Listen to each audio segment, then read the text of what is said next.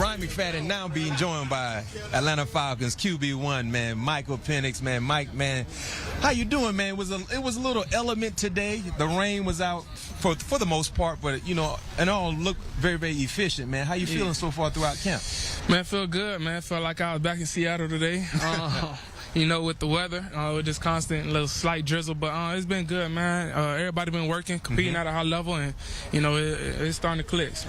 When you look at year 2 for you, what's the biggest difference for you as an individual? You know, coming into camp, being more acclimated to the offense, man, what's the biggest difference between year 2 and year 1? Just the comfortability with the guys. You know, the relationship I got with those guys, the starters, and, you know, the confidence that we've been building each and every day, and obviously getting that connection to where we wanted to be. So when it comes game day, it's not like I just got thrown that fire and I just got the first couple reps with them, you know, that the week of. So it's been good to how this all season worked. One thing that I've noticed, especially being out here today watching you, man, the emphasis of getting number 8, the football, and Kyle Pitts, man. Talk about Kyle Pitts and what he could do in this offense along with you getting him the footballs. Yeah, I mean, he's a great player, man. He create mismatches. You know, that's the biggest thing in that tight end position. You know, you want somebody that can create mismatches and, you know, also get open in the pass game, and that's what he can do.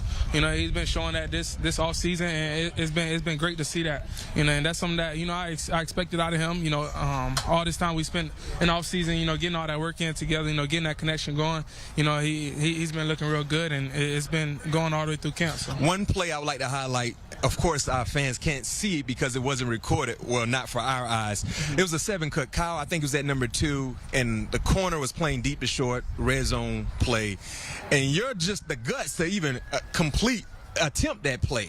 I mean, because clearly I thought the corner, I think it's Jackson, had an opportunity to deflect it, maybe get an interception, but just the precision that you had to be able to get it in that hole.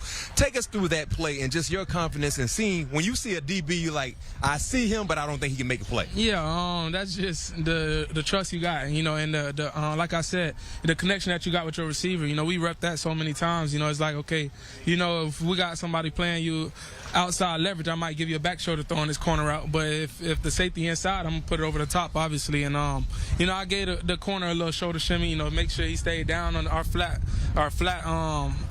route, and, you know, just put it over him, you know, just replace him, and, you know, just trusting my arm and trusting that I can make that play. And one thing when I look at the offense, I mean, you talk about Kyle Pitts, you got Drake, you got Bajan. That's the right way to say his name. Were you calling him the wrong name, by the way? Yeah, I was. I knew it was Bajan, but he was like, it don't matter, bro.